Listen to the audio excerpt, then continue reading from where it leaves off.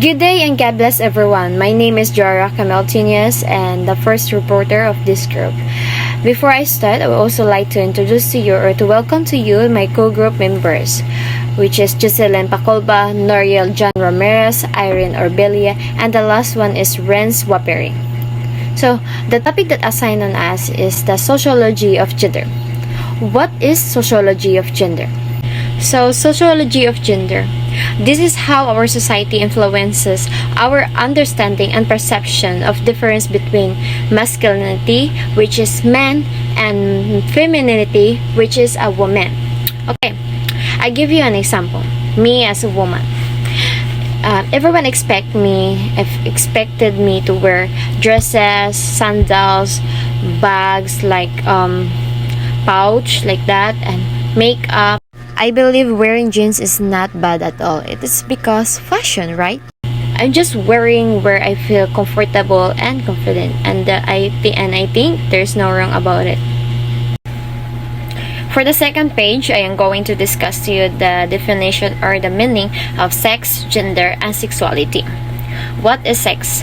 Sex is not about the act. Sex refers to the different biological and physiological characteristics of males and females, such as chromosomes, hormones, reproductive organs, etc. In other words, sex is biologically determined. Gender refers to the socially constructed characteristics of women and men. This influence the ways that people act, interact, and feel about themselves. Or in other words, gender socially constructed. So a sex difference is due to nature and a gender difference is due to nurture. But behavior is never either nature or nurture. And I also like to add the four dimensions of gender, which is biological sex, gender identity, gender expression, and sexual orientation. The last one is sexuality. What is sexuality? So sexuality, refers to who we are sexually or emotionally attracted to. Gender and sexuality are not the same, and gender does not determine your sexuality or our sexuality. Being straight or heterosexual means being attracted to only the opposite gender. Being gay or homosexual means that you are attracted to the same gender. People can be also attracted to more than one gender or not attracted to people at all.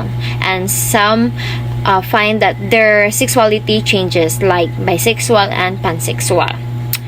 So, sexuality is fluid and it is something we define for ourselves.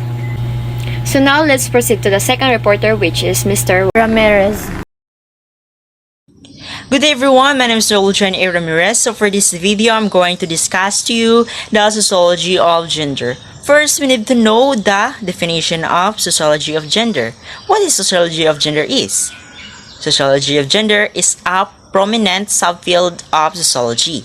Then, the sociology of gender examines how society influences our understanding and perception of differences between masculinity and femininity, or men and women.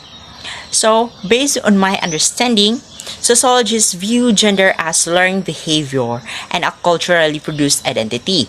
Then, it is a social category that gender is a social construct becomes especially apparent when one compares how men and women behave across different cultures and how in some cultures society others gender exists too. This is my report. Thank you.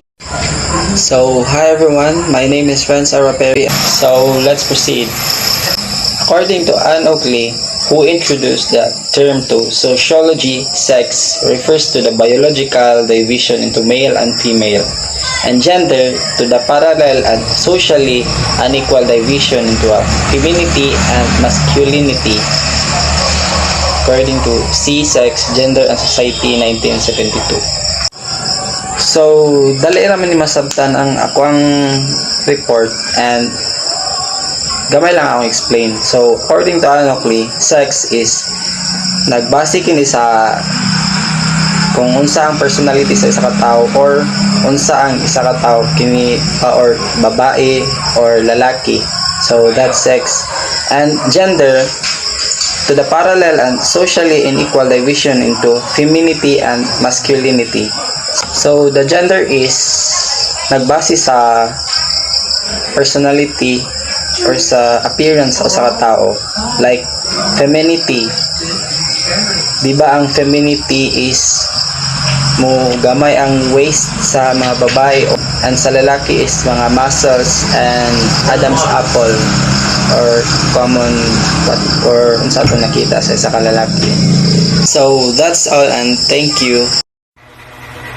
Hi, my name is Jocelyn Pacolba. So my topic is the difference between sexuality and asexuality. So in sexuality is about sexual attraction, sexual practices, and identify.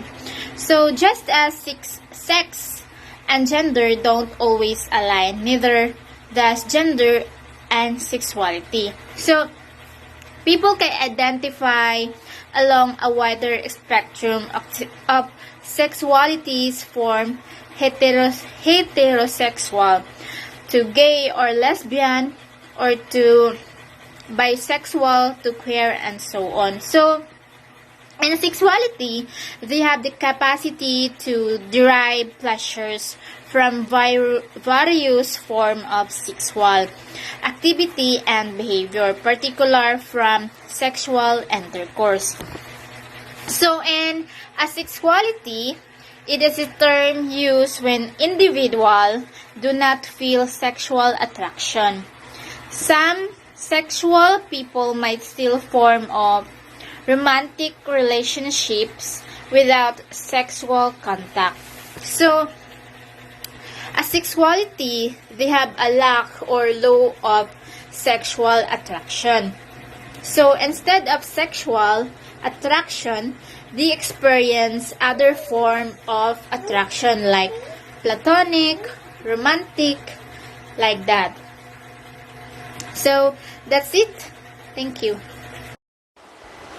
My name is Maria Irene Orbilia, and this is for the continuation of our report, Sociology of Gender. My assigned topic is the differences between sex and gender. People often use the term sex and gender interchangeably, but this is incorrect. Sex and gender are different. Sex is understood by sociologists to be biological categorization based on reproductive organ. So sex refers to physical differences between people who are male, female, or intersex. A person typically has their sex assigned at birth based on physiological characteristics including their genitalia and chromosomes composition. This assigned sex is called person natal sex. So, example of this is kung ikaw gipanganak ka as female, mao gid na siya ang imong sex, mao na siyang mabutang sa imong birth certificate sa imong sex is female. Gender, on the other hand, is a social classification based on one's identity, presentation of self, behavior, and interaction with others. Sociologists view gender as learned behavior and a culturally produced identities. So, gender involves how person identifies. People may identify with gender that are different from their natal sex. These identities may include transgender. So, transgender are people who will undergo a gender transition that may involve changing their dress and self-presentation. So, transgender is katuni silang gipanganak sa ilahang natal sex as female, pero ginausab nila lang kaugalingon kay gusto sila mahimong male mo nang they dress, they act, or kanang ang ilahang buhok ilang ginapaputol para mura silang tan-awon og laki. So, naapoy uban ani nga kanang na-influence sa ato ang palibot. So, kung unsa ang tan-aw sa tao sa imuha. But there is also transsexual. Ang transsexual is kanang Naga-undergo na gina siyang operation to change their sex organ from being male to female. Mao na siya ang kanang transsexual. So, for our last slide, traditional gender stereotype, let's define first what is gender stereotype. Gender stereotype is a generalized view or preconception about attribute or characteristics or the rules that are or ought to be possessed by or performed by men and women. So, in traditional gender stereotype, there is feminine and masculine. So, first, what is feminine? Feminine is the having qualities or an appearance traditionally associated or suitable for women. For example, feminine are not aggressive, dependent, home-oriented. So, muna siya itong mga nahibawan nga mga traditional nga ma-relate as a women. So, kung makadungog gani ka og kanang dependent, home-oriented, kasagara, i-connect na to na siya sa women. So, being feminine. So, masculine. Masculine is having the qualities or an appearance traditionally associated with men.